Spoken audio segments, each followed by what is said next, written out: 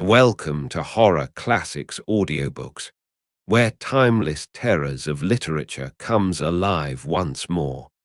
Tonight, we present a chilling masterpiece that continues to haunt generations of readers. The works of Edgar Allan Poe, Volume 2 by Edgar Allan Poe. Settle in, dim the lights, and let the darkness of this haunting tale unfold. Now let the story begin. ELEONORA. Sub conservation formi specifici salva anima. And NBSP, and NBSP, and NBSP, and NBSP, and NBSP, and NBSP, and NBSP, and NBSP, and NBSP, and NBSP, and NBSP, and NBSP, and NBSP, and NBSP, and NBSP, and NBSP, and NBSP, and NBSP, and NBSP, and NBSP. Raymond Lully. I am come of a race noted for vigour of fancy and ardour of passion. Men have called me mad, but the question is not yet settled whether madness is or is not the loftiest intelligence, whether much that is glorious, whether all that is profound, does not spring from disease of thought, from moods of mind exalted at the expense of the general intellect. They who dream by day are cognizant of many things which escape those who dream only by night. In their grey visions they obtain glimpses of eternity, and thrill, in awakening, to find that they have been upon the verge of the great secret. In snatches they learn something of the wisdom which is of good, and more of the mere knowledge which is of evil.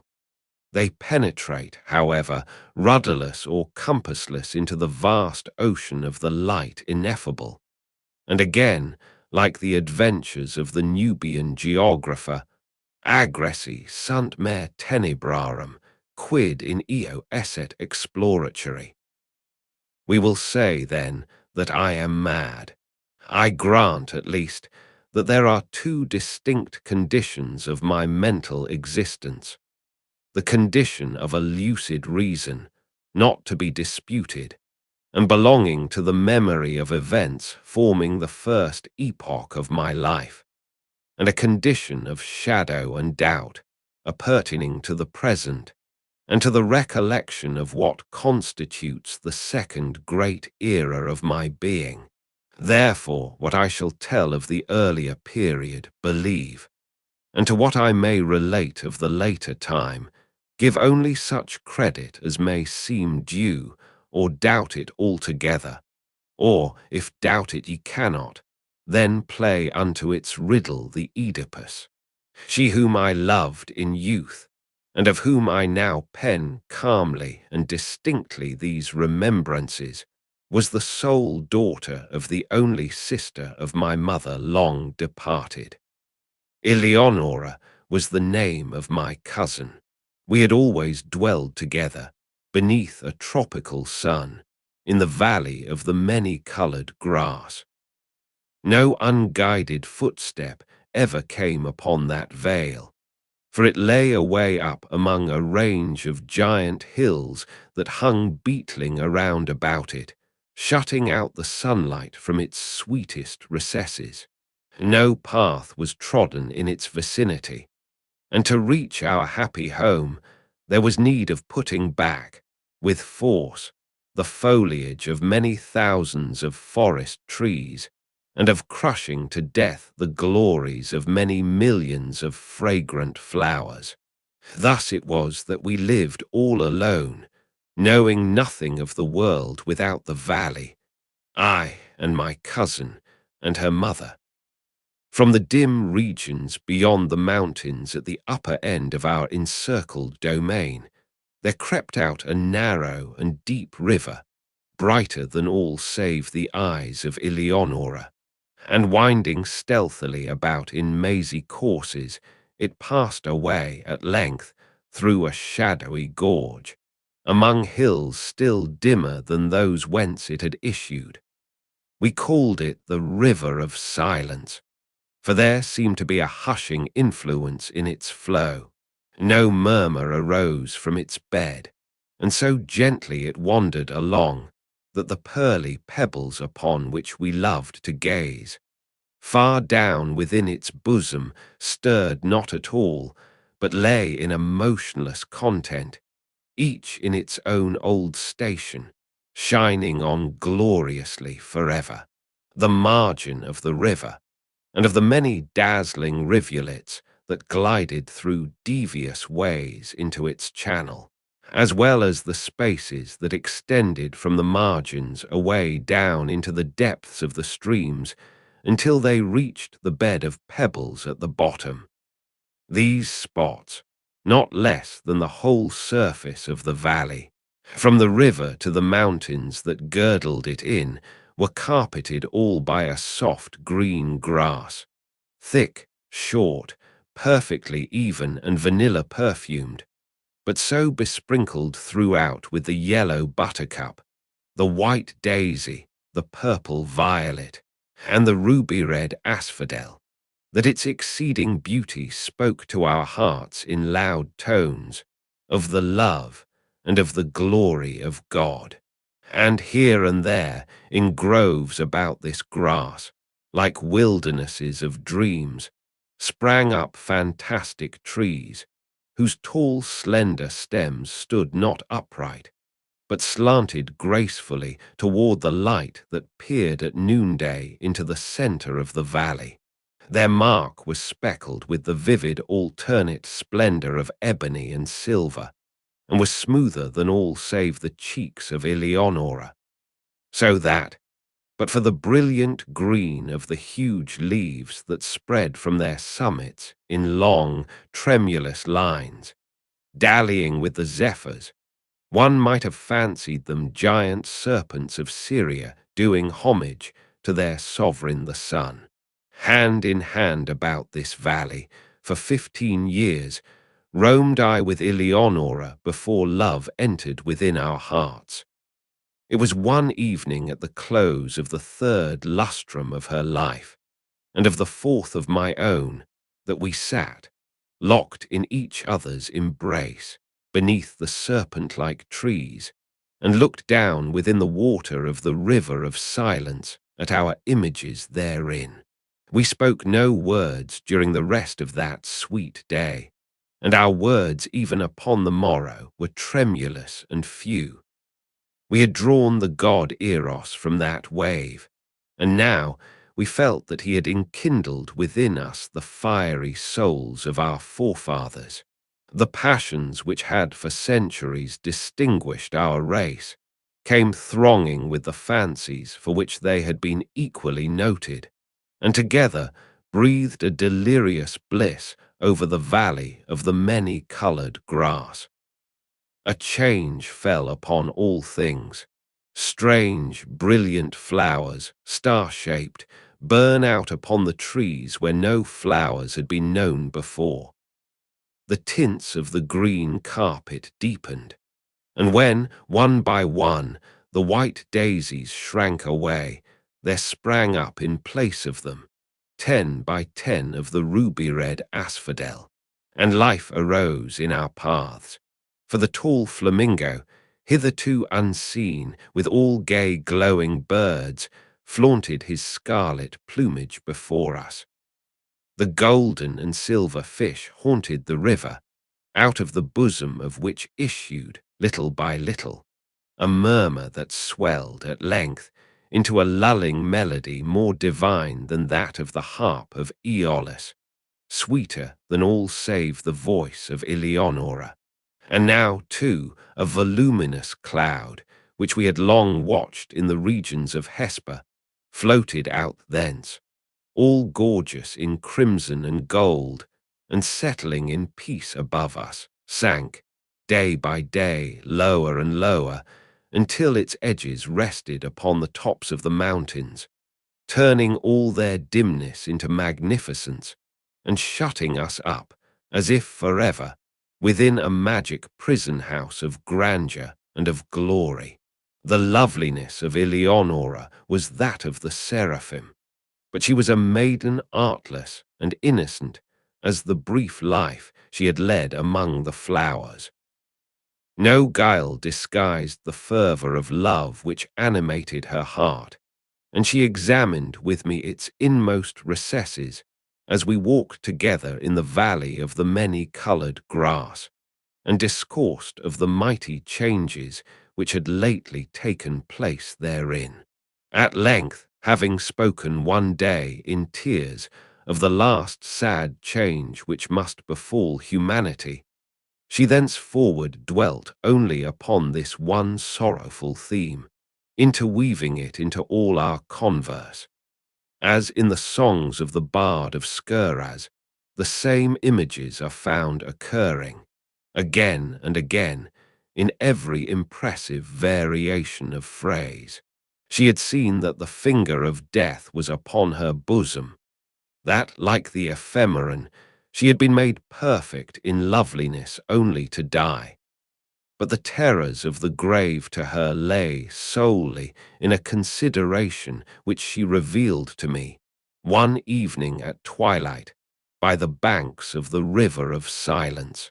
She grieved to think that, having entombed her in the valley of the many-coloured grass, I would quit forever its happy recesses, transferring the love which now was so passionately her own to some maiden of the outer and everyday world.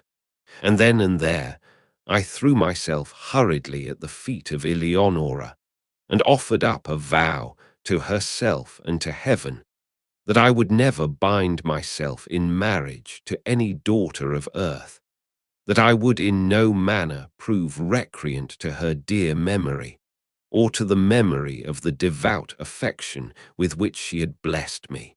And I called the mighty ruler of the universe to witness the pious solemnity of my vow. And the curse which I invoked of him and of her, a saint in Helusion, should I prove traitorous to that promise, involved a penalty, the exceeding great horror of which will not permit me to make record of it here.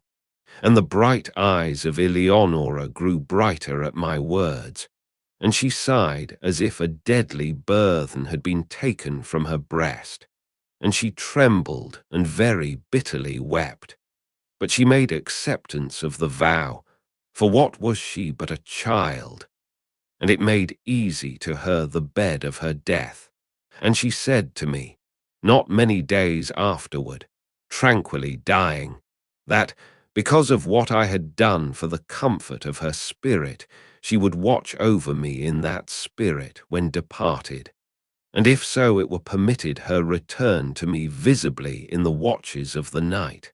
But if this thing were, indeed, beyond the power of the souls in paradise, that she would, at least, give me frequent indications of her presence, sighing upon me in the evening winds, or filling the air which I breathed with perfume from the censers of the angels.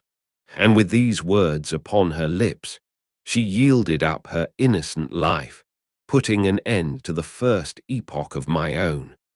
Thus far I have faithfully said. But as I pass the barrier in time's path, formed by the death of my beloved, and proceed with the second era of my existence, I feel that a shadow gathers over my brain, and I mistrust the perfect sanity of the record. But let me on. Years dragged themselves along heavily, and still I dwelled within the valley of the many-coloured grass. But a second change had come upon all things. The star-shaped flowers shrank into the stems of the trees and appeared no more.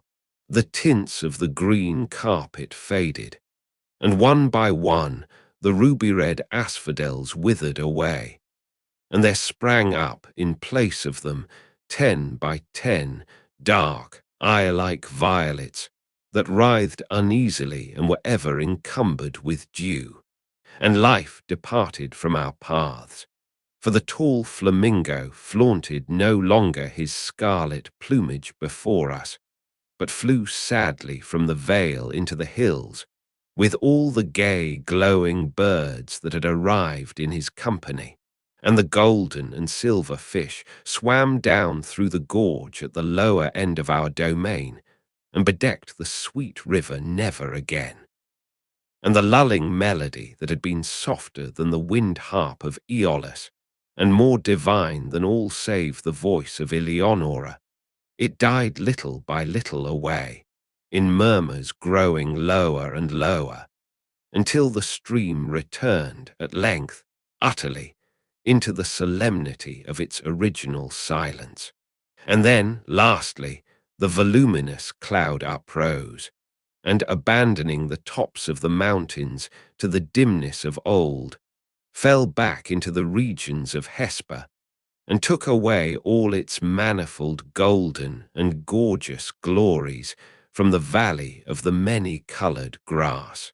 Yet the promises of Eleonora were not forgotten, for I heard the sounds of the swinging of the censers of the angels, and streams of a holy perfume floated ever and ever about the valley. And at lone hours, when my heart beat heavily, the winds that bathed my brow came unto me laden with soft sighs, and indistinct murmurs filled often the night air, and once, oh, but once only, I was awakened from a slumber, like the slumber of death, by the pressing of spiritual lips upon my own. But the void within my heart refused, even thus, to be filled. I longed for the love which had before filled it to overflowing. At length the valley pained me through its memories of Eleonora, and I left it for ever for the vanities and the turbulent triumphs of the world. I found myself within a strange city, where all things might have served to blot from recollection the sweet dreams I had dreamed so long in the valley of the many-colored grass, the pomps and pageantries of a stately court, and the mad clangor of arms, and the radiant loveliness of women, bewildered and intoxicated my brain.